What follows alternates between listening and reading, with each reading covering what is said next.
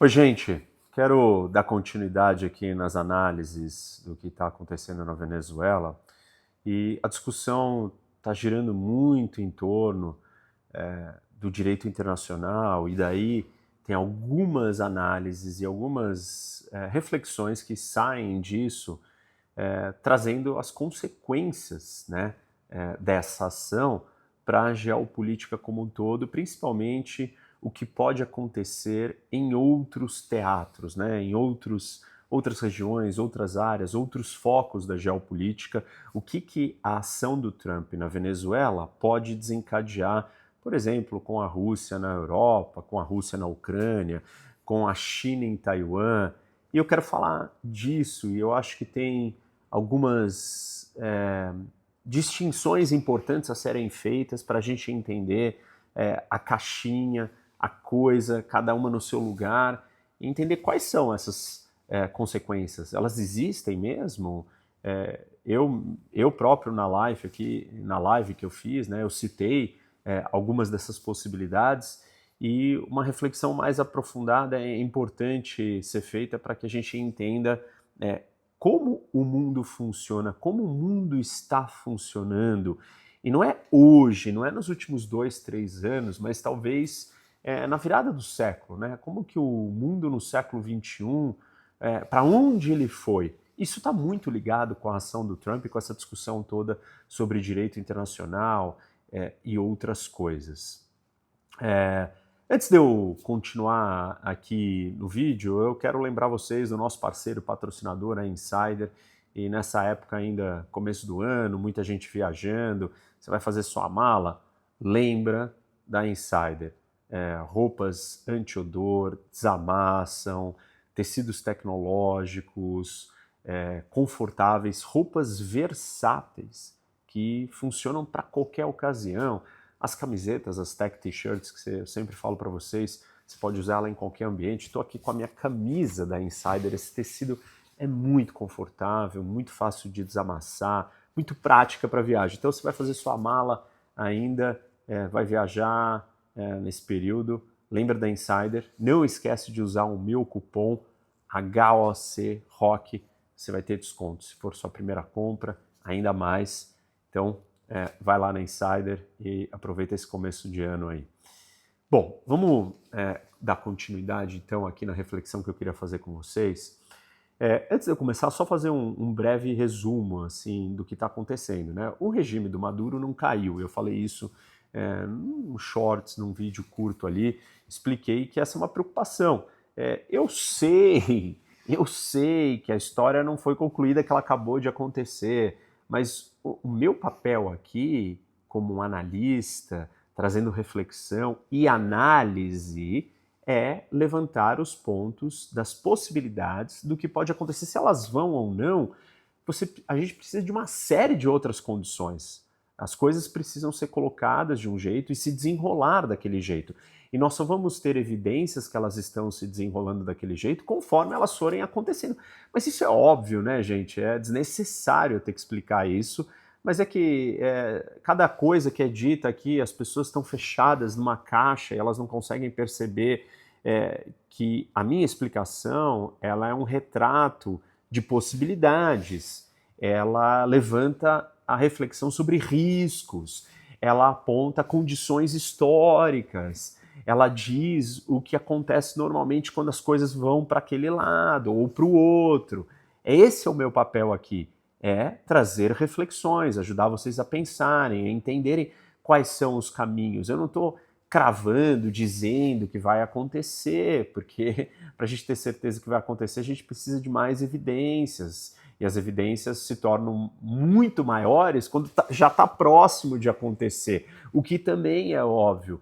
O ponto, então, é que quando eu trago uma reflexão que a não mudança do regime e descartar a oposição provoca um risco, esse risco ele é real. Esse é um risco que aconteceu em muitos outros lugares com outras intervenções da mesma forma. Descartar as forças políticas estabelecidas, sejam aquelas que estão no poder ou aquelas da oposição, e se o discurso todo, a temática toda está focada na troca do regime, descartar a oposição abre um espaço para um vácuo de poder, e isso é muito arriscado. Ao mesmo tempo, descartar também aqueles que dominavam o poder até então também cria muita instabilidade. O equilíbrio é o objetivo para que isso funcione. Não é o que está aparecendo nesse momento. Não está sendo descartado ninguém do lado do regime e a oposição está sendo descartada. É muito cedo para ter essa certeza? Sim, é muito cedo, porém, nós temos que entender o que realmente o Trump quer. Ele está disposto a colocar tropas em solo na Venezuela? Provavelmente não. Mas isso quer dizer que ele não pode colocar? Também não, pode ser que ele coloque, mas o custo é muito alto. Ele chegou no poder dizendo do perigo disso. A base MAGA vai achar isso um caos e um terror. Não vão comprar isso com facilidade. As chances de isso se tornar um grande problema são imensas. O que eu quero dizer então? Se você colocar soldados americanos para patrulhar as cidades num país tão grande quanto a Venezuela, você vai precisar de muitos soldados. E aí você vai convidar esses grupos armados, paramilitares, milícias, guerrilhas, traficantes, para criar uma resistência armada assimétrica de insurgência que vão atacar os soldados americanos. E qualquer morte de soldado americano vai ser um terror. É óbvio que o Trump sabe disso. Sabendo disso, então, a vontade real dele nesse sentido, não é porque ele não tenha coragem, é porque ele sabe o perigo que isso é de provavelmente evitar ao máximo fazer que isso aconteça. Se ele vai evitar ao máximo, então o tipo de pressão militar que ele pode continuar exercendo com o regime do grupo do Maduro que está no poder é menor. Não, ele pode ir lá e capturar a vice-presidente. Pode. Quantas capturas ele vai ter que fazer? Ele vai capturar a vice, o Cabelo, né, que é o ministro do Interior, o ministro da Defesa. Quantos generais ele vai ter que capturar? Não, ele mata todos. Bom, já virou um outro tipo de guerra, um outro tipo de operação, que aí sim vai provocar uma reação daqueles apoiadores, daquele grupo que está com ele, para reagir militarmente. Vejam, então, para onde nós estamos caminhando. A situação é bem complicada, porque aí você cria aquilo que supostamente ele estaria tentando evitar ao não dar força para a oposição. Então, não é simples dizer, não, vamos esperar. A coisa segue um ritmo normal, não tem mágica, não tem algumas surpresas, não vão ser feitas diferente. Ou o poder está com o regime, aqueles que controlam as armas, e aí precisa ver se eles vão querer fazer tudo o que o Trump quer. Porque pode ter uma vice-presidente que está disposta, mas pode ter um ministro do Interior, ou um ministro da Defesa, ou um ou outro general, que não está disposto. E ele tem as armas. Esses que eu citei têm as armas. E os Estados Unidos vai entrar lá e vai matar cada um deles. De novo, aí vira uma operação totalmente diferente, onde o risco começa a aumentar demais. E o custo político também. E as chances da resistência armada venezuelana aumentar ainda mais também. Então não é óbvio que deixar o grupo do Maduro no poder garante que esse grupo vai fazer o que o Trump quer. Como não é óbvio que estar disposto a usar a força contra o grupo do Maduro também vai garantir que esse grupo vai se sujeitar e subjugar ao Trump. Ainda mais porque os que realmente detêm as armas não vão ficar calados. Então, a preocupação e o risco é bem sério. O Trump está tentando equilibrar entre dois mundos. Qual? Não entregar o país para a oposição para que o regime armado não se entrincheire e resista na força. E não fazendo isso, ele deixa mais poder com o regime. E a pergunta aí se torna: o regime vai fazer tudo que o Trump quer? E a resposta não é óbvia, sim, vai fazer tudo que o Trump quer. Porque para fazer tudo que o Trump quer, precisa de uso da força. E aí, cada ação de uso da força, ela é um problema a mais para os Estados Unidos e ela vai levar mais pessoas desse grupo a se colocarem na trincheira de resistência. Então, o caminho é a ameaça, a coerção e não a ação. Se tiver que chegar na parte da ação, vai ser cada vez mais complicado. O ponto é que só a coerção pode não ser suficiente, uma vez que você está lidando com uma organização criminosa, com corruptos, com bandidos, com gente ligada ao crime organizado, ao tráfico de drogas, a organizações terroristas, a interesses de outros países. O que vocês imaginam nesse momento que seria excepcional para a Rússia, China, Irã, Hezbollah, Hamas, Farc e todo mundo? Que os Estados Unidos fiquem atolados na Venezuela por bastante tempo, lidando com uma situação que não se resolve. Como fazer isso? Criar alguma resistência. Que tipo de resistência? Da mais agressiva e violenta, que seria uma resistência armada, a mais simples, que é uma resistência política, e falar assim, olha, não vai ser exatamente desse jeito, não vai acontecer assim na exploração do petróleo. Não vamos pegar e direcionar o dinheiro para onde vocês estão querendo que a gente direcione. Nada está claro e não é nada simples. A operação militar foi um dos maiores sucessos. Maiores. É um grande sucesso. Foi algo assim de fazer inveja para todos os líderes, todas as potências, para todo mundo. Isso foi fenomenal, foi indescritível, foi assim, uma jogada de mestre. Mas essa é uma vitória tática, ela não é uma vitória estratégica. O jogo estratégico não foi ganho e ele tem um monte de armadilhas, dificuldades imensas, não é dificuldades porque é contra ou a favor do Trump, são dificuldades reais de todos os países do mundo que entraram em empreitadas como essa.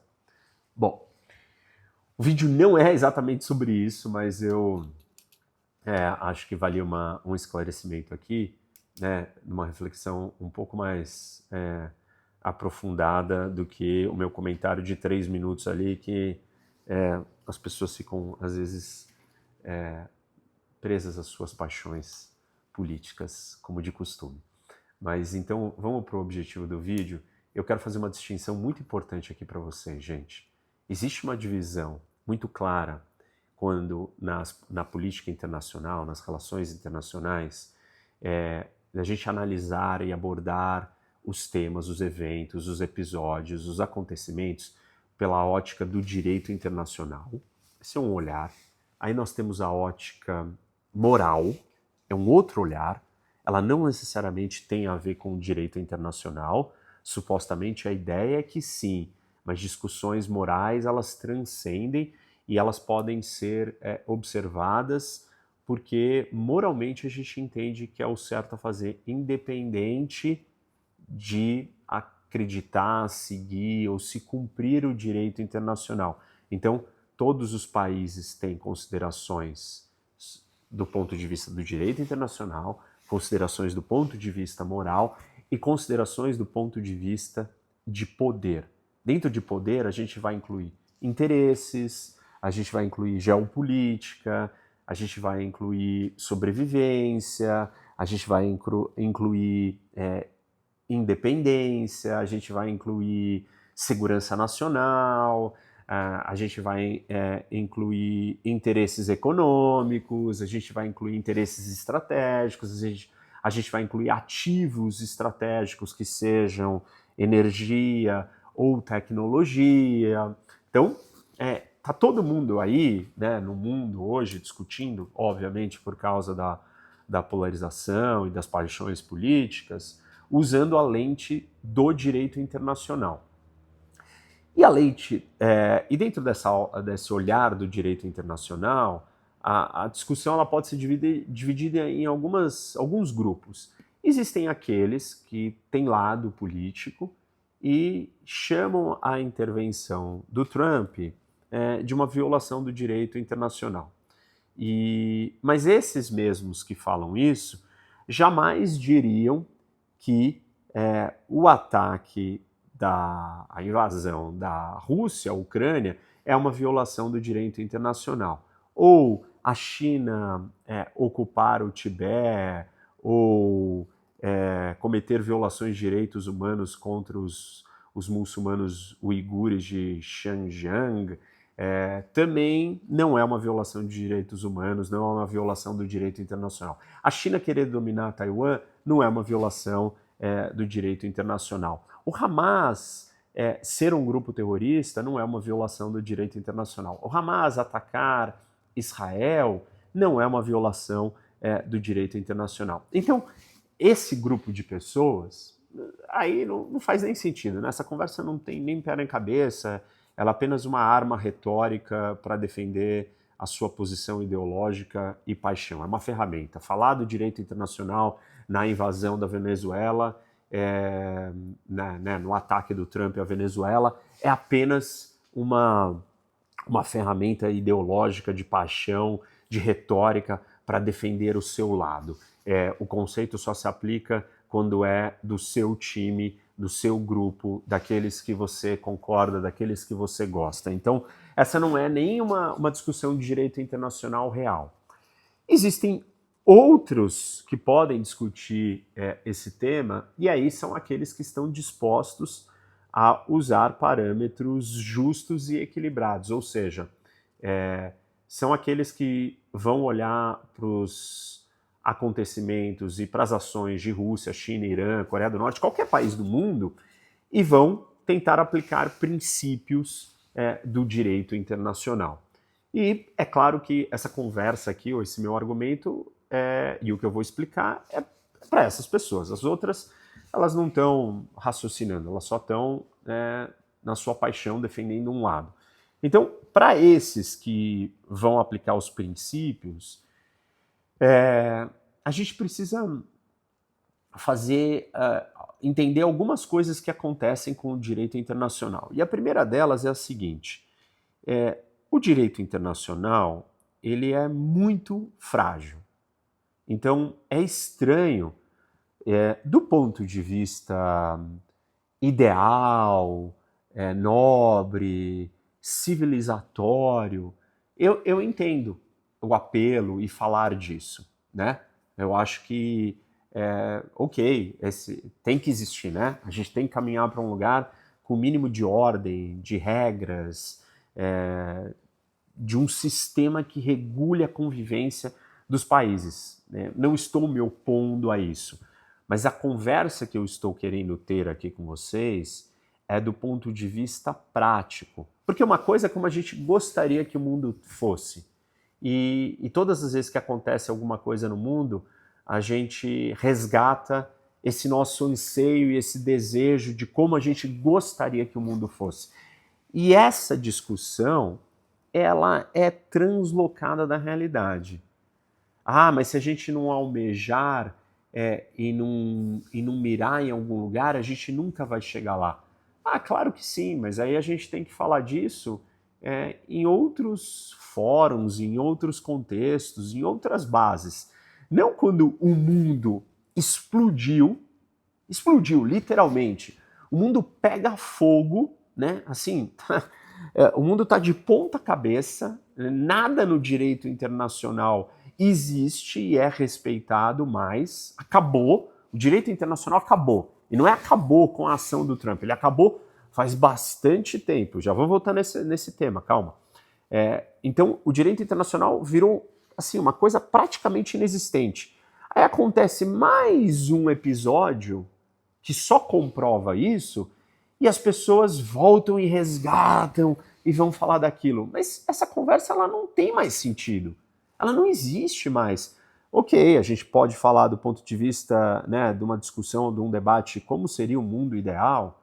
O que a gente precisaria ter para o mundo funcionar de forma mais cooperativa, amigável, com menos risco de guerra e com mais estabilidade? Então vamos fazer uma lista de tudo que gostaríamos. Agora, não dá para a gente olhar para o mundo a cada momento, de cada coisa que acontece, e tentar resgatar algo que já passou uns 30 capítulos para trás, que já não está mais presente, que já não existe praticamente mais. Então, é meio estranho, é meio translocado a gente estar tendo essa discussão tão feroz do direito internacional. A gente usar o direito internacional para balizar uma ou outra ponto de referência do porquê que aquela ação pode ou não ser um problema é uma coisa. Ok. Do ponto de vista da estabilidade regional, essa ação ela pode ser um problema. Do ponto de vista da estabilidade interna da Venezuela, essa ação pode ser um problema. Do ponto de vista geopolítico, essa ação pode ser um problema. Geopolítica global. Do ponto de vista do direito internacional, essa ação também tem um problema. Ok, estamos listando uma série de questões e apontamos para o direito internacional. Também acho que tudo bem. Agora, a ênfase inteira da discussão ser em cima do direito internacional, como se nós vivêssemos num planeta de anjos, ela é um pouco estranha, né? E ela ignora a história e o momento que nós estamos. O que eu quero dizer com isso? Normalmente, por o direito internacional ser tão frágil, não existe Constituição do mundo, não tem polícia do mundo, não tem judiciário do mundo, todos os tratados são voluntários. Um tratado internacional ser binding ou ser vinculante não quer dizer que você é obrigado a seguir aquilo, porque basta se retirar do tratado. Tratado de não proliferação, basta você sair do tratado, rasgar o tratado e ir embora. O que vai acontecer com você? Sanções econômicas. Opa, quem é que vai dar sanções? Os países do mundo. E aqueles que têm uma aliança política com aquele país que saiu, que são os amigos, os aliados daquele país, já não vão sancioná-lo. Então, isso não é direito. Isso é política. Política é sobre amizade e aliado, e valores e outras coisas, não sobre regras que se aplicam a todo mundo. Então, o que eu quero mostrar para vocês é que o direito internacional não tem mecanismos de se fazer ser exercido, de se fazer ser cumprido. Não existe, acabou, ponto. Nunca existiu, ele depende da boa vontade dos países. Ou seja, períodos e contextos da geopolítica mundial, aonde os países estão em extrema competição, extrema rivalidade, extrema animosidade, são períodos aonde a capacidade cooperativa, multilateral, coletiva, de todo mundo virar e falar assim, vamos todos juntos fazer com que aquela regra seja cumprida, é inexistente. Porque está todo mundo brigando. O direito internacional, ele perde muita força, se não quase que toda a sua força, a pouca força que tem, hein? Vejamos. Ele perde muito da sua força quando o mundo está um caos. E foi assim. É só a gente olhar para a Guerra Fria. A invasão da Rússia no Afeganistão na Guerra Fria, ela pediu autorização para o Conselho de Segurança. O Conselho de Segurança sequer funcionava. Assim, não existia essa condição. Era um período de Guerra Fria. Antes disso, a Liga das Nações fracassou, ou seja, né, era a base para um suposto direito internacional, fracassou, explodiu e nós tivemos a Segunda Guerra. Aí surgiu, depois da Segunda Guerra, com a tentativa de acabar e criar uma grande união que não durou quase nada e não ficou funcional. A ONU não era funcional durante a maior parte dessa história. A ONU se mostrou, talvez, e o direito internacional parece que ganhou uma sobrevida, um impulso, quando acabou a Guerra Fria. E aí nós temos uma grande operação militar com unanimidade global, que assim, um episódio fantástico, maravilhoso. Por que foi unânime ali a decisão? E do que eu me refiro?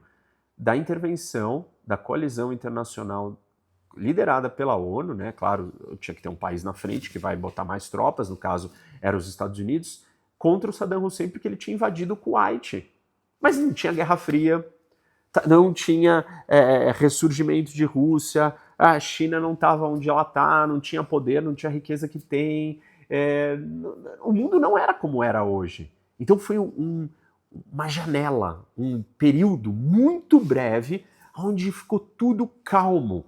E estava todo mundo tranquilo, ninguém estava competindo, estava todo mundo assim, tomando seu fôlego, um outro estava mais poderoso e consolidado sem ameaças, sem disputas, que eram os Estados Unidos. E naquele momento todo mundo foi lá, quando Saddam Hussein fez um negócio esquisito, que foi invadir outro país, o Kuwait, aí todo mundo foi lá e concordou, não, isso não pode. Mas aquilo é uma exceção da exceção, vocês têm que entender isso, não existe. Aquilo foi um episódio único na história. Aquele talvez seja o único episódio de puro multilateralismo total do direito internacional. Total, unânime, o mundo inteiro concordou e participou daquilo.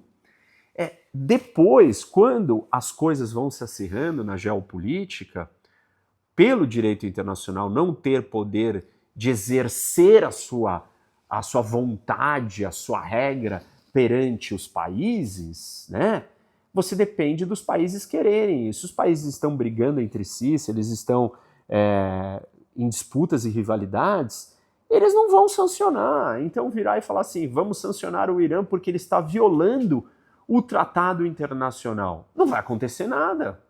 Ou meia dúzia de países que querem aquilo vão concordar e o resto que não quer não vai concordar. Então, percebe assim, o direito ele não pode funcionar se ele é voluntário. Imagina se é preso e aí o juiz fala assim, bom, você quer cumprir a pena ou não? Aí você fala, não, na verdade não. Tá bom. Aí o juiz vira e fala assim, não, mas vamos perguntar para os seus amigos o que eles acham, se você acha que você tem que ser punido ou não. Eles são seus amigos. Né, são seus aliados, o que eles vão falar? Não vai punir o meu amigo. Porque quando você for lá e tiver um problema, eu sou seu amigo, eu vou lá e falo, não pune ele também. Gente, tem uma diferença gigante entre um corpo jurídico e um corpo político. O Conselho de Segurança da ONU é um corpo político. Ele decide as coisas baseadas não na letra da lei, não no espírito da lei. Ele decide as coisas baseadas na política. Esse assim, um dos axiomas mais fundamentais para você entender o mundo. É absolutamente necessário que você compreenda isso. O Conselho de Segurança da ONU, e eu trabalhei no Conselho de Segurança da ONU como um servidor público internacional. O Conselho de Segurança da ONU é um órgão político. O grande problema que as pessoas estão incomodadas no Brasil e no mundo, em todas as democracias, não é a politização do judiciário. O judiciário não perde credibilidade, ele não perde relevância, ele não perde autoridade se ele é politizado. Por que ele perde? Porque aí as decisões não são tomadas de acordo com a lei, elas são tomadas de acordo com a posição política daqueles que estão representando a força ou o poder judiciário. No caso, essa é uma discussão importante nas democracias, nos Estados Unidos, no Brasil, no STF. O STF está politizado, o STF é aliado de um grupo político. Ele não julga de acordo com as leis, ele julga de acordo com as suas posições políticas. Essa é uma disfuncionalidade. Órgão político não pode ser órgão jurídico. O Conselho de Segurança nunca foi desenhado para ser um órgão jurídico. Ele é um órgão político. Então não tem cabimento a gente falar e olhar para o que está acontecendo no mundo, né, com tremenda choque, e falar o direito internacional está sendo violado. Direito internacional é um sonho da humanidade, com alguns poucos princípios que todo mundo concorda que tem que ser mantidos, mas que, voltando para o raciocínio que eu estava trazendo, já foram rasgados faz tempo. E por que eles foram rasgados? Porque alguns países não estão nem aí para isso. Ah, os Estados Unidos não estão nem aí. Não, não é bem assim. Todos os países violam o direito internacional. Todos, sem exceção. As violações variam em grau, como sempre. O problema das pessoas, né, que não conseguem debater um assunto profundo é que elas não conseguem trazer detalhamento naquilo. Qual é o detalhe? O detalhe é que grau faz diferença. Já expliquei. O nível de violação de direitos humanos da Coreia do Norte não é igual ao da Suécia, porque o grau é diferente. Então, todos os países violam direitos humanos, todos os países violam o direito internacional em algum momento. Mas existem diferenças de violação de grau. Algumas coisas eram tidas como ninguém deve violar. Uma delas, depois do final da Guerra Fria, é a ideia da preservação das fronteiras da soberania de uma nação. Quando a Rússia, não é em 2022, não é em 22, é em 14, invade e anexa a Crimeia e ataca o leste da Ucrânia, e depois em 22 faz uma grande incursão militar, uma invasão total para dominar o território inteiro, a Rússia quebra um desses maiores princípios que estavam apenas como um acordo de cavalheiros. Não está escrito num papel, até está escrito no papel, mas não tem valor nenhum está escrito no papel, porque não tem meios de ser aplicado, não tem força coercitiva para fazer o papel valer. Então aí não funciona, depende da boa vontade de cada país. Mas esse princípio ele era tão sólido que todos os países falaram, tá bom, vamos preservar esse princípio. Só que aí a Rússia violou esse princípio do direito internacional. E não é só a Rússia que violou, só esse. A Rússia entrou na Geórgia em 2008, a China viola o direito internacional no Tibete, como eu mencionei, no Mar do Sul da China, em disputas com ilhas com os seus vizinhos, construindo ilhas artificiais, fazendo um monte de coisas. O direito internacional ele começou a ser violado já muito antes. E ele vem sendo destruído totalmente. E aí sobra a seguinte situação para os países que advogaram e desenharam essa estrutura, essa arquitetura. Porque essa estrutura e essa arquitetura não foi desenhada por ditaduras. Ela foi trazida por democracias e as ditaduras, algumas delas aceitaram inicialmente, mas assim não cumprindo totalmente ou não querendo respeitar essas regras de forma mais clara, né? E aí, então o que sobra para as democracias? As democracias se deparam com a seguinte situação. Veja, você está lidando com um país que não cumpre isso. E o mundo vai tomando caminhos aonde você não consegue lidar, porque tem problemas novos que acontecem. O terrorismo é um deles, né? O terrorismo é um problema novo. Antes você não tinha um grupo terrorista dominando um território e uma nação. Então o que o direito internacional diz sobre isso? Não dizia nada. E aí você tem que reformar o direito internacional. Como é que reforma esse negócio? Não tem emenda, não tem atualização. E aí o negócio fica torto. E aí todo mundo fica falando, não, mas o direito internacional. Mas espera aí, tem um problema novo. Aí os países democráticos têm que lidar com esse problema novo. Mas ninguém tem a saída, porque não tem a nova regra para lidar com esse problema. E como é que faz? Aí, não faz. Você tem que simplesmente não pode responder aquele tipo de ameaça, porque você vai... a coisa só é daquele jeito, você não tem o que fazer. Do que eu estou me referindo? Por exemplo, o que o direito internacional diz sobre uma organização terrorista que vai lá, ocupa um país e faz um ataque contra outro país? No caso, a Al-Qaeda fez isso no Afeganistão, ocupou o país. E aí? Os Estados Unidos podem atacar o Afeganistão ou não? O direito internacional não diz isso. Nesse caso específico, os Estados Unidos foram lá e pediram uma autorização para o Conselho de Segurança da ONU. E a autorização foi dada. Por que a autorização foi dada? Porque a gente estava em 2001, gente. O que estava acontecendo em 2001? A Guerra Fria acabou no começo dos anos 90. A gente estava naquele período que eu falei de paz máxima, né? A intervenção no Iraque foi nos anos 90, a primeira Guerra do Golfo, que todo mundo autorizou a intervenção da ONU contra o Saddam Hussein. Então a gente ainda estava nesse período de paz máxima. Putin ligou para o Bush. Nossa solidariedade, que atentado horrível. A Rússia voltou a favor. A China também. Todo mundo achou aquilo chocante.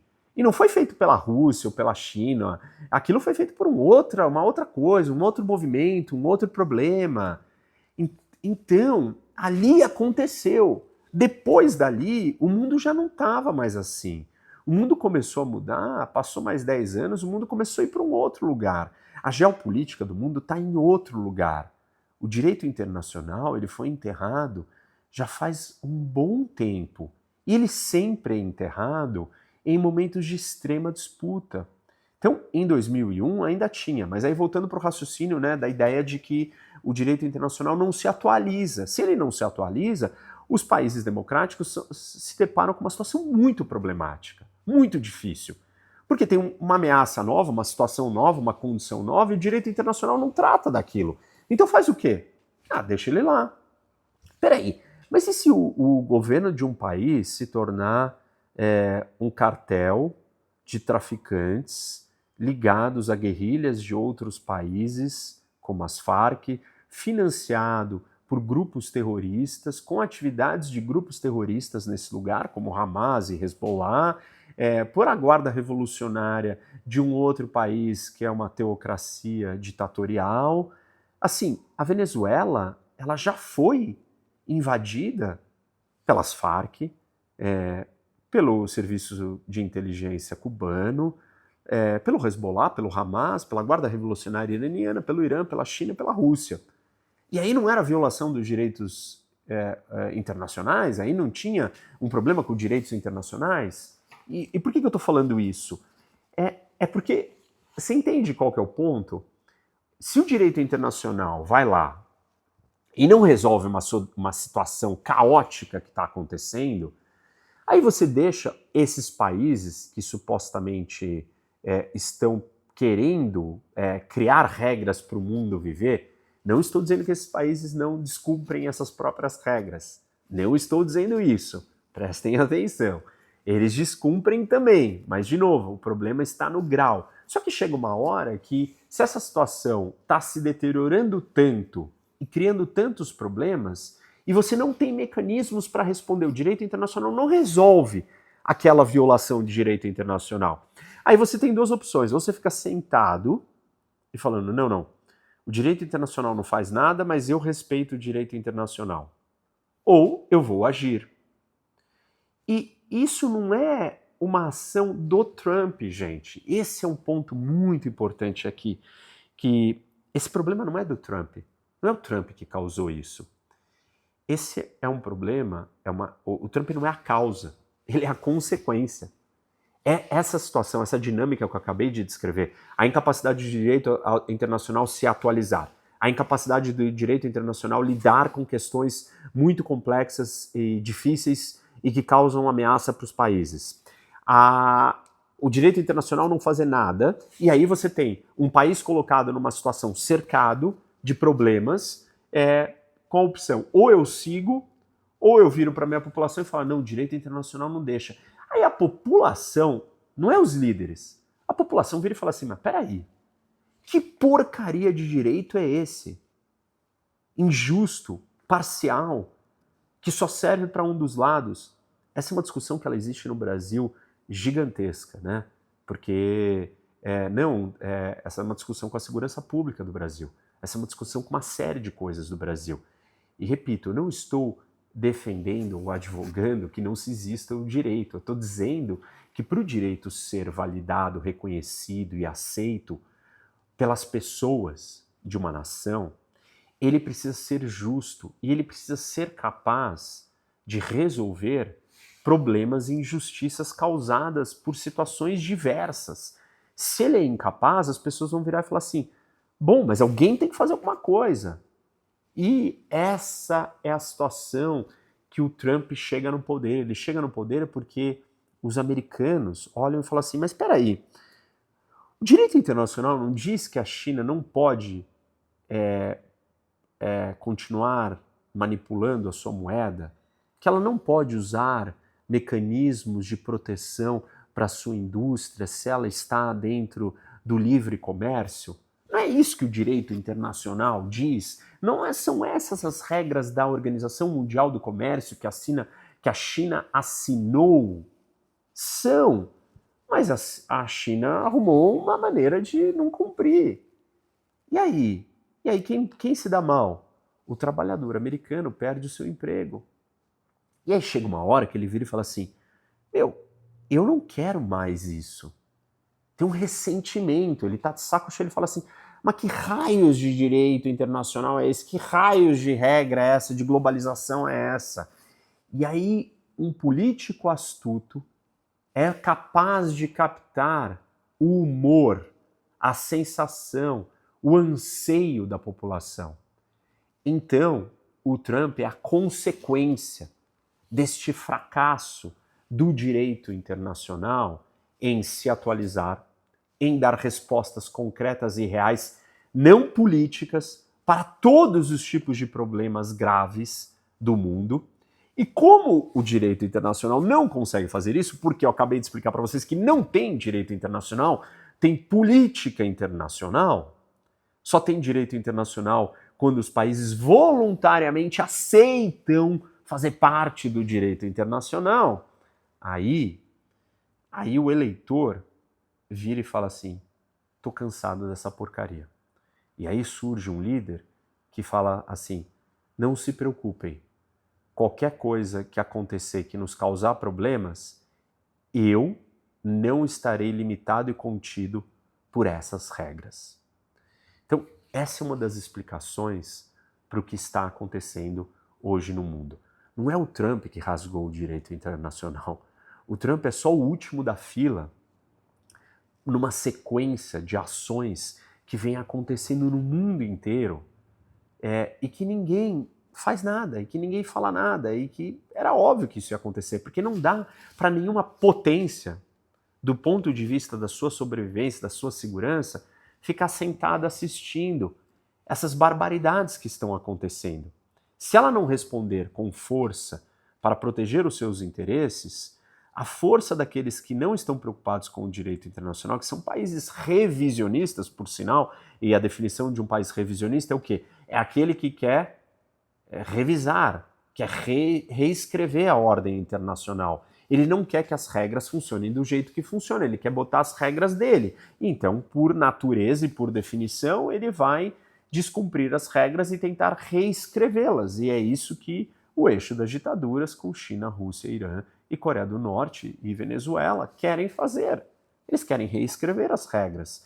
E eles estão fazendo isso de formas diretas, explícitas e assustadoras, e de formas sutis, indiretas,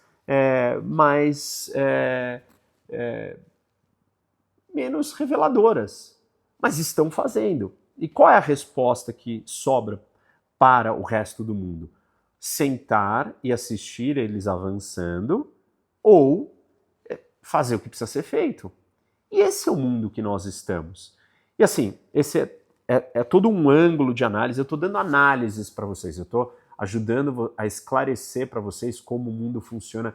Não estou dizendo o que eu acredito, o que eu defendo, eu não estou tomando lado, eu estou explicando para vocês. Importante vocês entenderem essa distinção aqui. Tem um outro ângulo de análise da discussão do direito internacional que ela é ainda mais importante. Invadir um país e capturar um líder que é o chefe de uma organização narcoterrorista e não derrubar o regime. Lembra, no começo desse vídeo eu falei o quê? Que o Trump não derrubou o regime. Ele não derrubou o regime. Quem está no poder é a turma do Maduro. São os mesmos caras que estavam no poder antes. Ele tirou uma figura. E essa figura é o líder, e ele foi indiciado pela justiça americana por cometer crimes como uma pessoa, não como um país, e ele foi lá e foi retirado, só ele.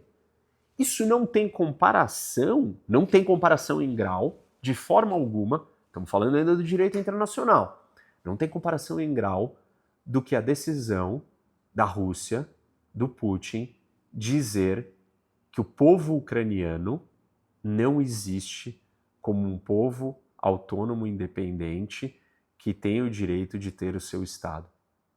Mas não tem comparação. Não tem. Assim, são patamares totalmente diferentes. Não tem comparação a China dizer que Taiwan não pode ser um povo autônomo independente, que não pode existir uma identidade nacional taiwanesa. Não tem comparação do que você ir lá e capturar um líder, colocar ele diante de uma corte, de um tribunal. Não é que você matou, você nem matou ele. Trump não matou o Maduro. Maduro está indo para um sistema de justiça, ele vai ter um advogado e ele vai participar de um julgamento pelos crimes que ele cometeu. A escala de direito internacional é incomparável. Então, mesmo se a gente... Agora estou com outro chapéu aqui, né? Vocês perceberam?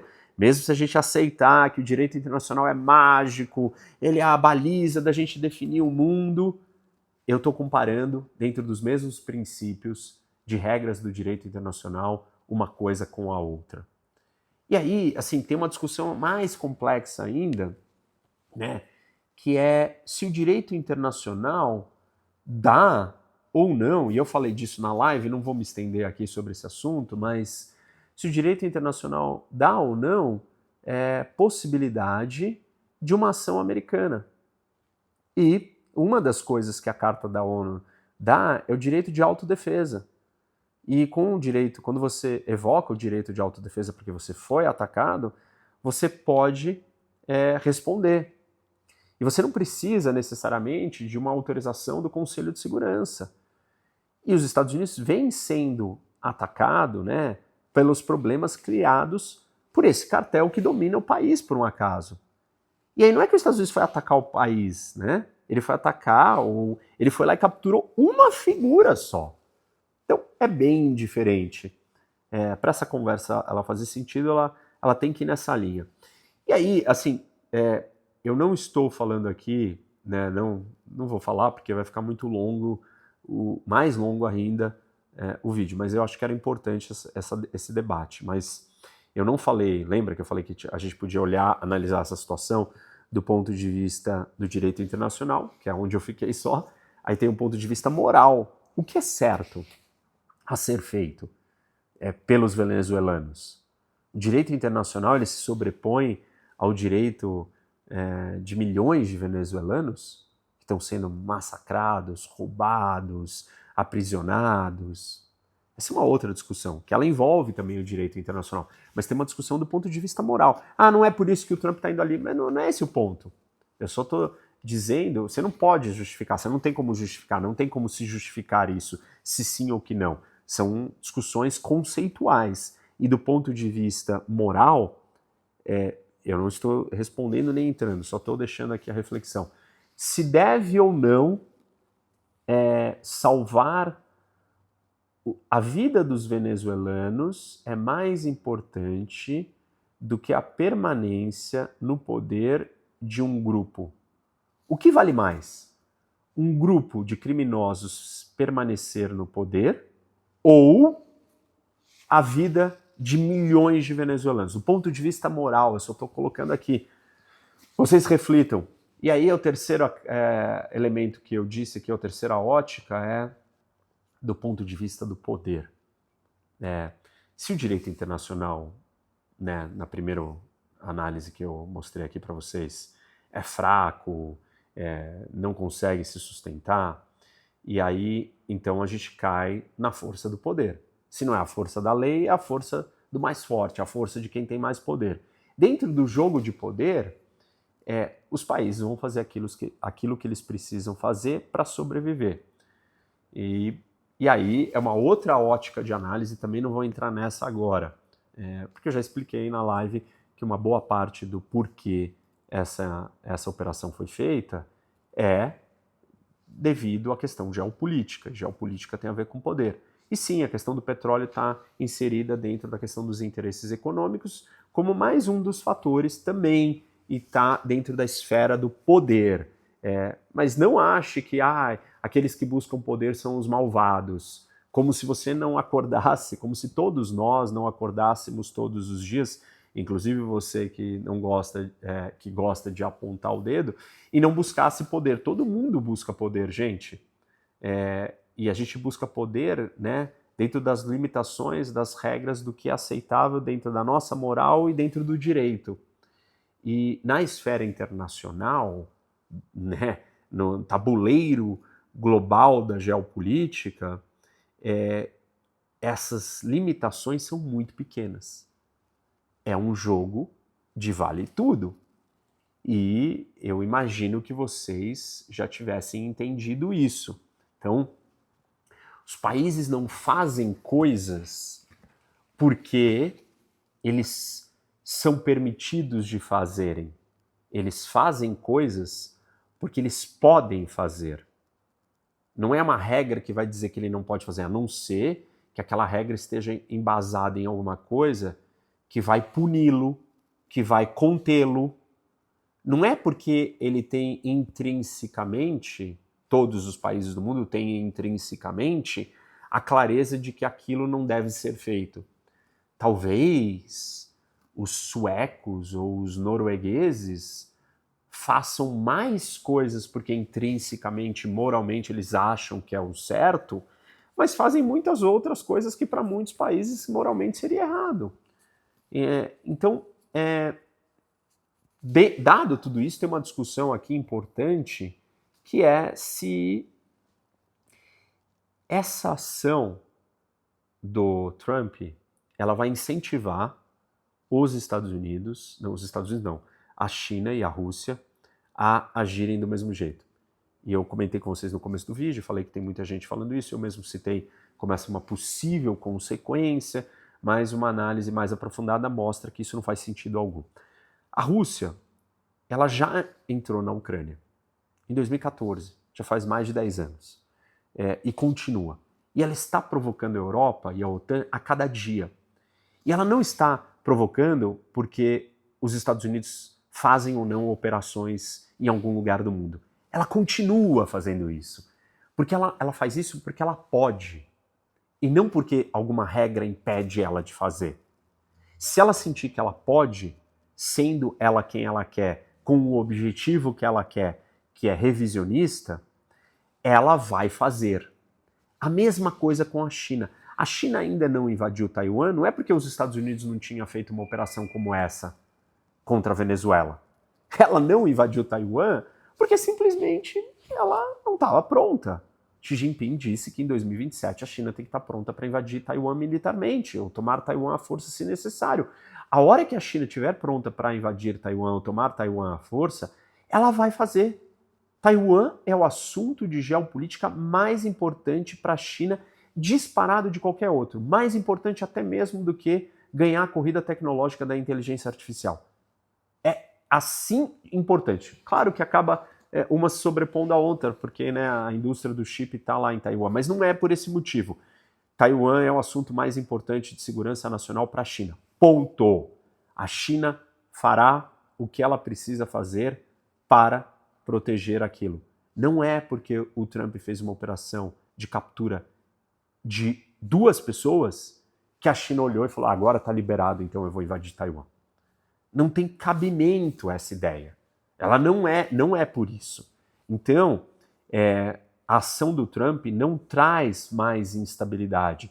A ação do Trump, talvez, se trouxer mais alguma coisa, é mais receio e medo por parte da Rússia e da China de que os Estados Unidos têm uma capacidade tremenda militar, eles podem ir lá e capturar um líder de outro país. Claro, capturar o Maduro não se compara com capturar o Putin, não estou falando isso, não precisa ser dito. Tem coisas que não precisam ser ditas, né? Elas são óbvias, eu imagino que as pessoas entendam quando eu falo isso.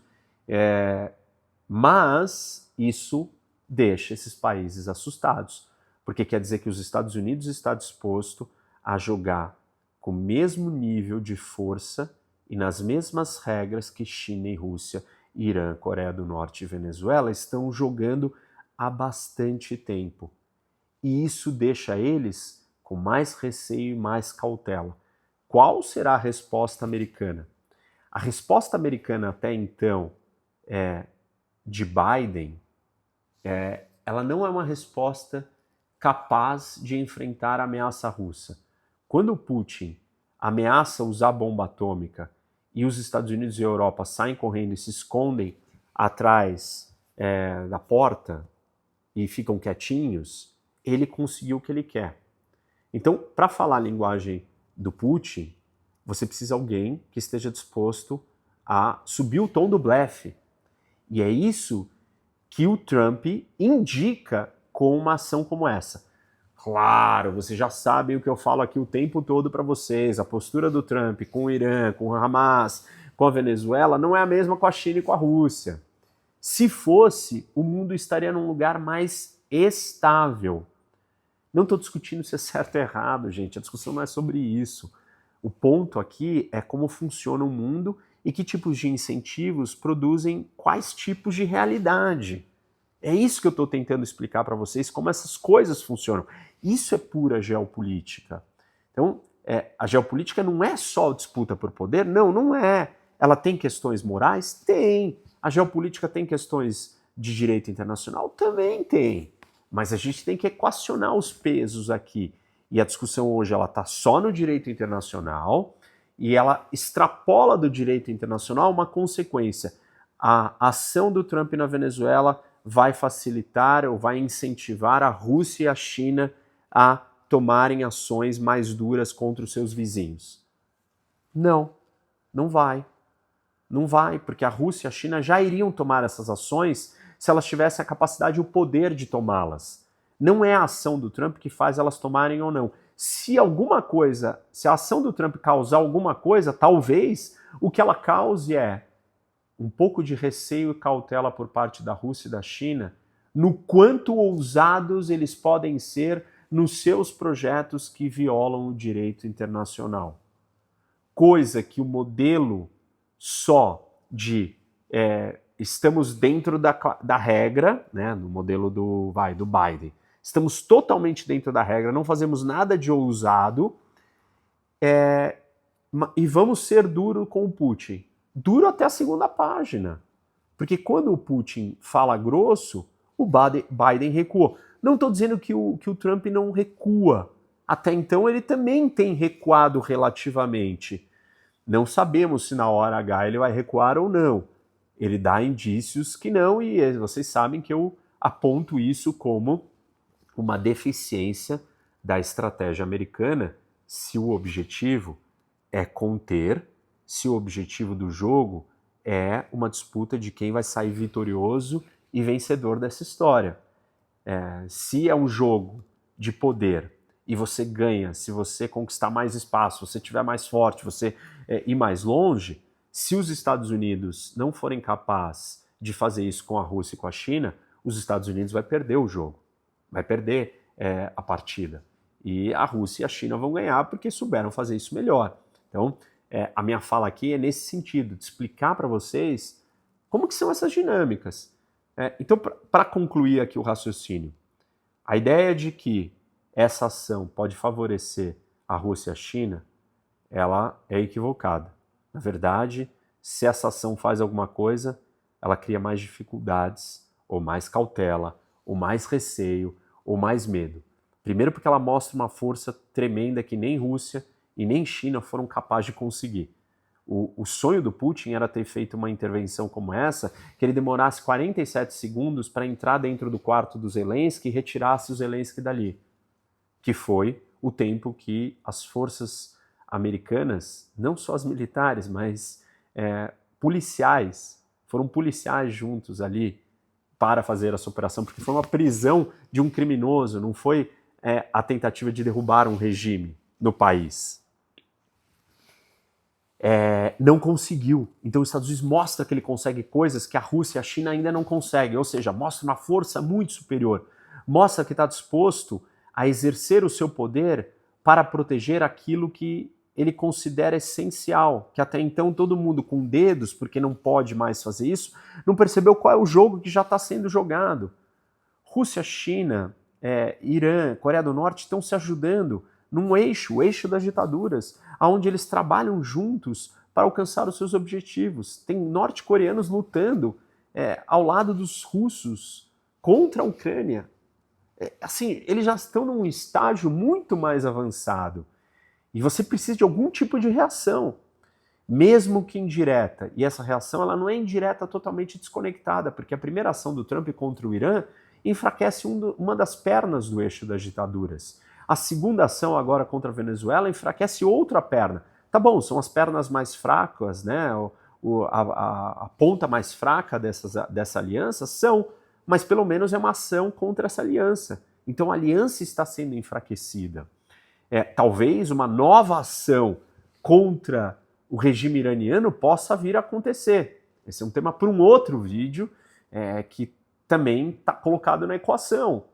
Então, de alguma forma, mesmo que o Trump não esteja confrontando China e Rússia diretamente, da maneira que precisa ser confrontada para que se tenha equilíbrio de poder, e equilíbrio de poder não é só porque você está escolhendo um lado e qual você quer torcer, equilíbrio de poder traz estabilidade para o mundo.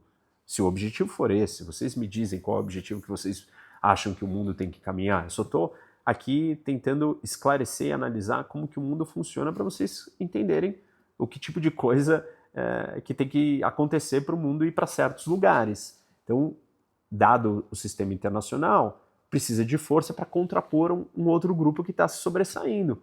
E o Trump tem feito isso de uma forma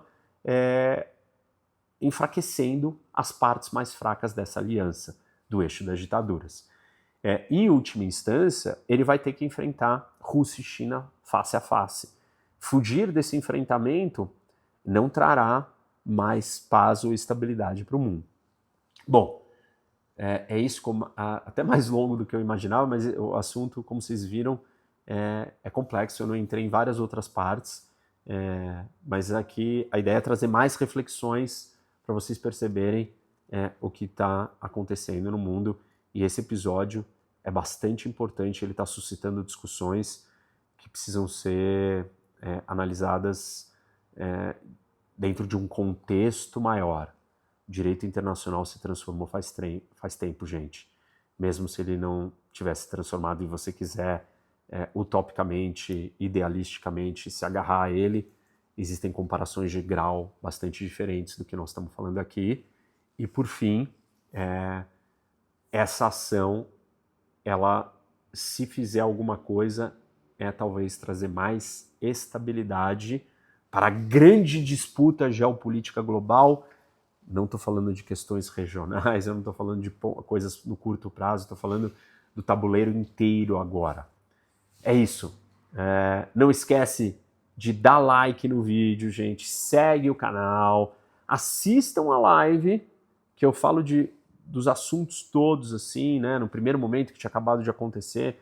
Aqui já estamos indo para análises mais aprofundadas. Ativa o sininho para você receber notificação quando tem vídeo novo. Muita gente me manda mensagem: você não vai falar sobre sei lá o quê? Eu falo: nossa, mas eu já falei faz tempo, o vídeo já está lá faz tempo. E vem conhecer o meu aplicativo Rock Academy. Tem cursos, aulas inéditas, exclusivas, especiais, inteiras, que vão te ajudar a entender o mundo. Até mais.